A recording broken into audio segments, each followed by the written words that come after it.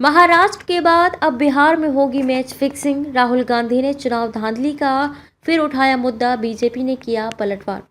कांग्रेस सांसद और लोकसभा में नेता प्रतिपक्ष राहुल गांधी ने एक बार फिर से नवंबर 2024 में महाराष्ट्र विधानसभा चुनाव को लेकर सवाल उठाए हैं। भाजपा पर आरोप लगाते हुए कहा कि बीजेपी ने चुनाव में मैच फिक्सिंग की तरह से धांधली की।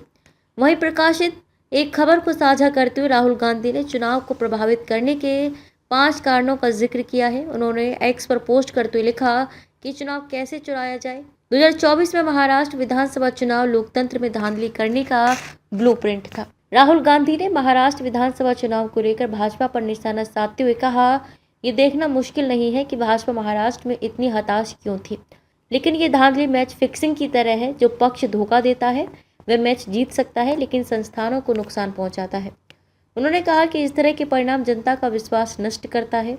सभी चिंतित भारतीयों को सबूत देखना चाहिए और खुद फैसला करें, जवाब मांगे, क्योंकि महाराष्ट्र की मैच फिक्सिंग अगली बार बिहार में होगी और फिर वहां जहां भाजपा हार रही होगी।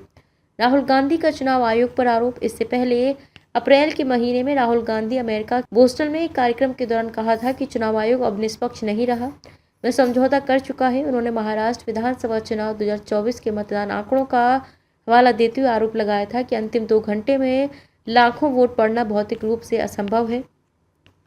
राहुल ने दावा किया कि 5:30 बजे शाम तक चुनाव आयोग ने एक आंकड़ा दिया और फिर 5:30 बजे से लेकर 7:30 बजे तक 65 लाख और वोट पड़ गए। अगर एक वोटर को वोट देने में लगभग 3 मिनट लगते हैं तो इतने कम समय में इतने वोट नहीं पड़ सकते। इसका मतलब यही हो सकता है कि आधी रात तक लाइनें लगी थीं, जो सच नहीं है। भाजपा का पलटवार। भाजपा ने राहुल गांधी के दावों को अपमानजनक बताया है।